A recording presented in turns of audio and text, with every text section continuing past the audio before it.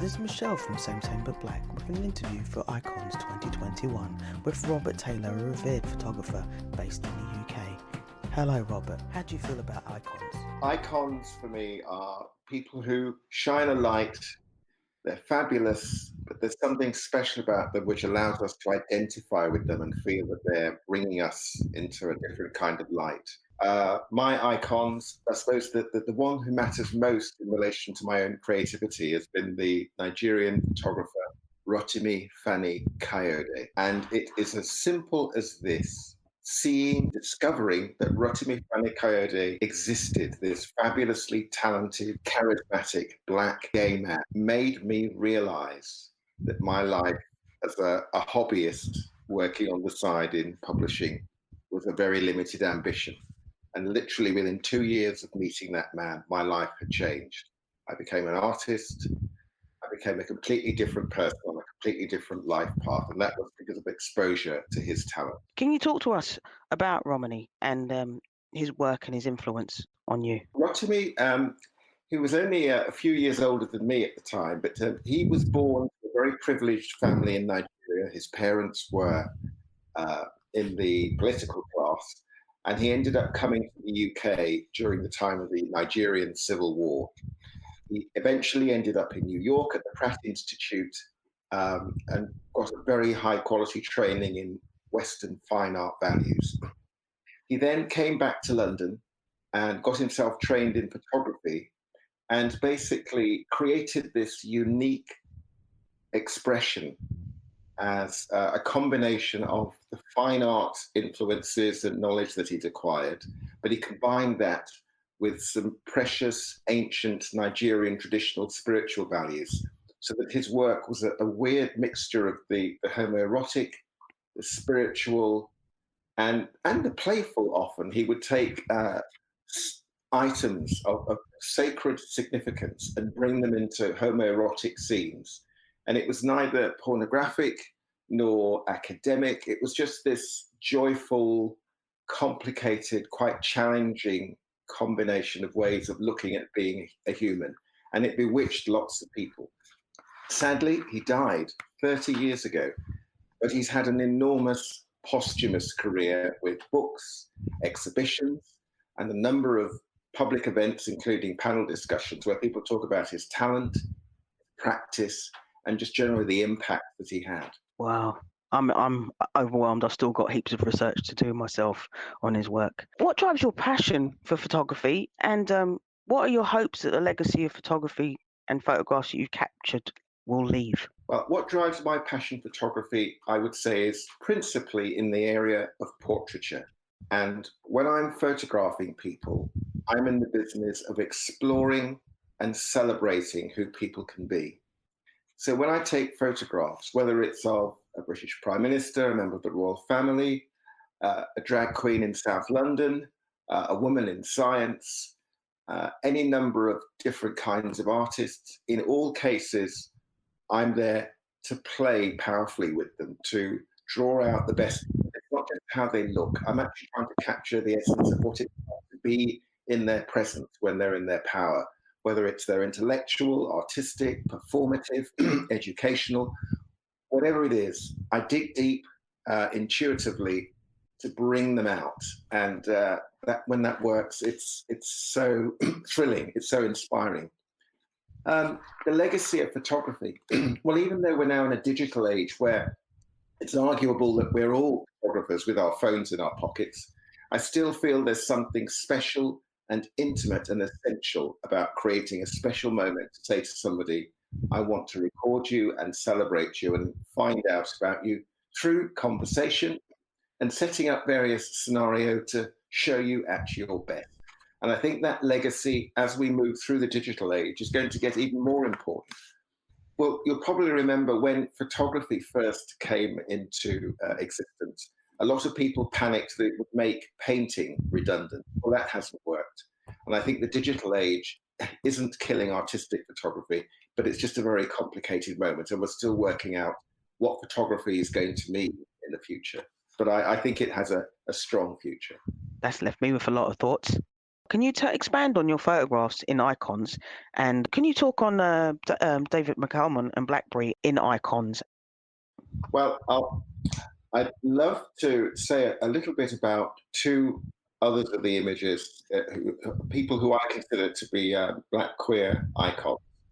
The first one was a fleeting but delicious encounter, as it was a result of a delicious but fleeting encounter with BlackBerry.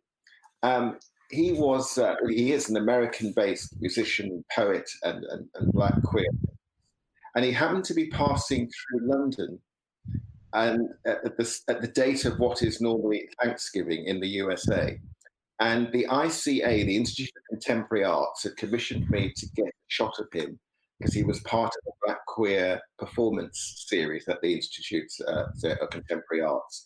And he had very little time, and it turned out the only way I was going to get hold of him was to attend a little party that was being given in a tiny apartment in a little queer part of Brixton in London. And I turned up at the party hoping that there'd be some room somewhere. And then it turned out that the only space, because the place was packed with people, was if we went into a mercifully sparsely decorated all white bathroom downstairs in the basement. So this towering man, I mean, I'm 6'2", and he's a good 6 inches taller than me, as I remember it.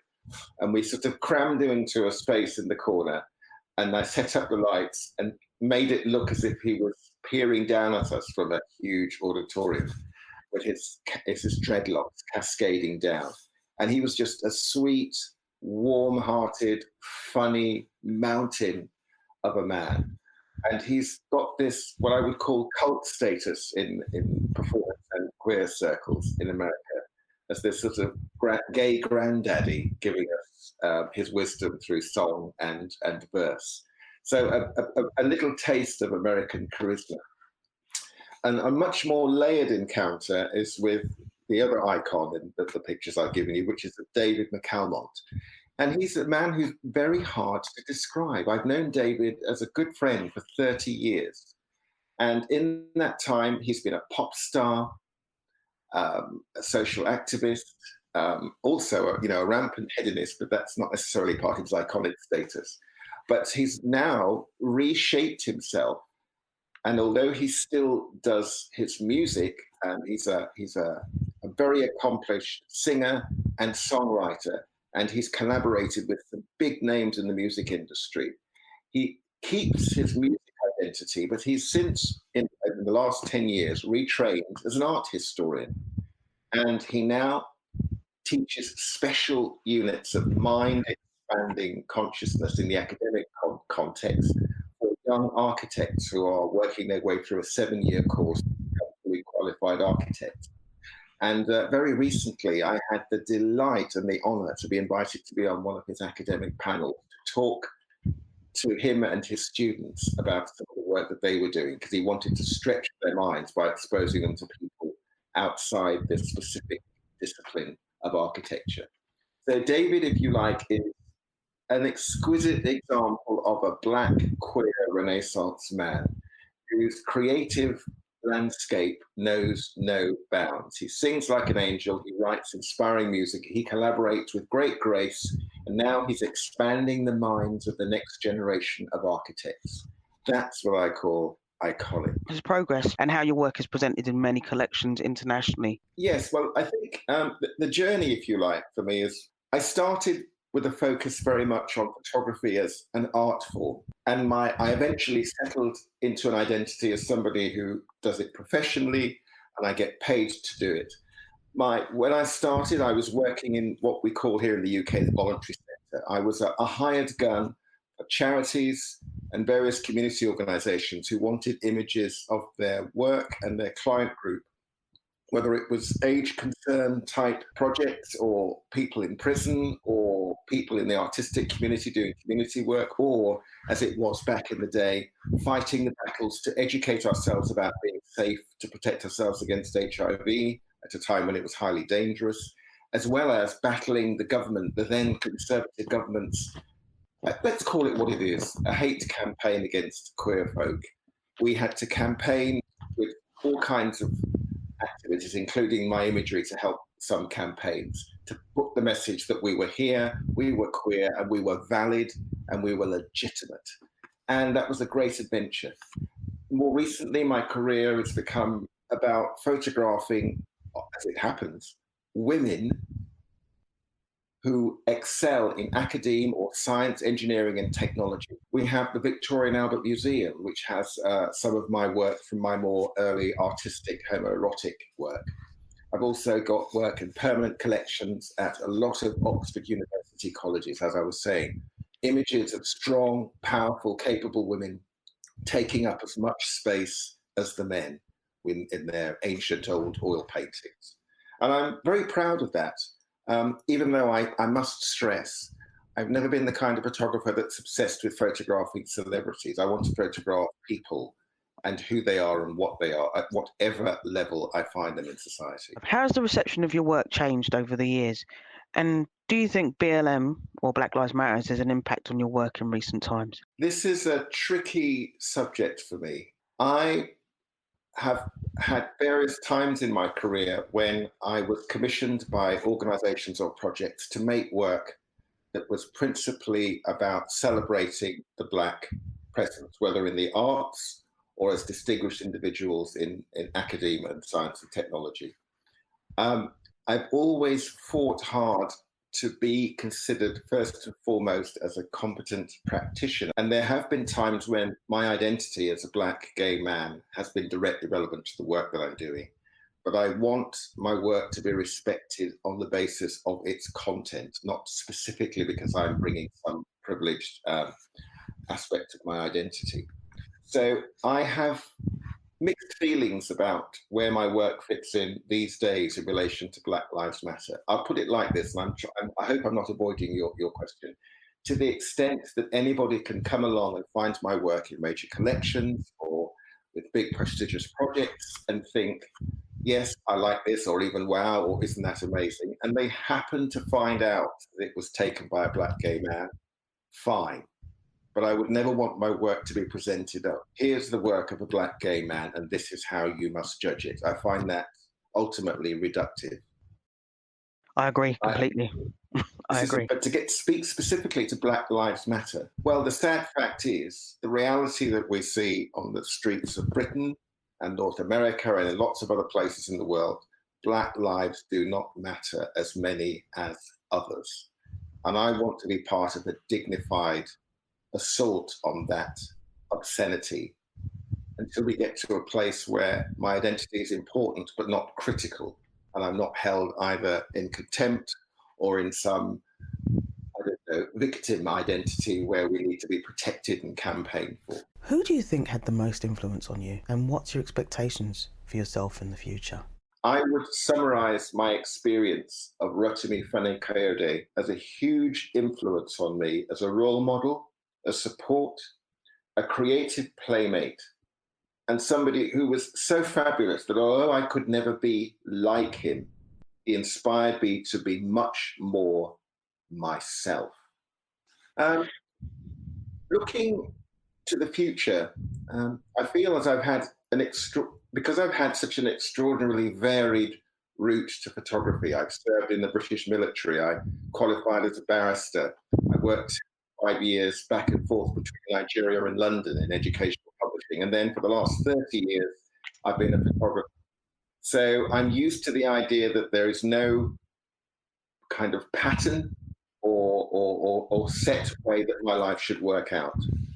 I hope to remain amused and challenged with any creative endeavor, not just my photography. These days, I suppose I tend to be more attracted to working collaboratively so that I can be pushed and pulled and challenged in ways that keep me not settling too much into comfort. For instance, I'm currently working on some research for a project exploring how we relate to the process of aging. And that incorporates a wider sense of curiosity about what beauty is. And I don't just mean how we look, but how we live, how we express ourselves, and how we occur with other people. And despite that rather bulging bag of things to think about, I've also become a bit obsessed with jewelry and clothes making. And my experience of lockdown has been some uninterrupted time with my sewing machine and my metal making skills to just experiment with how these things, how clothes and jewelry are made, and particular things that I would wear and occasionally inflict on other people. So the door remains wide open to all kinds of possibility. And I hope when I look back, I can see that it was always going to be essentially amusing for me and worth other people's involvement and attention. That was Robert Taylor. I'm Michelle from samesamebutblack.co.nz. Thank you for listening to a conversation with Robert Taylor for ICONS 2021.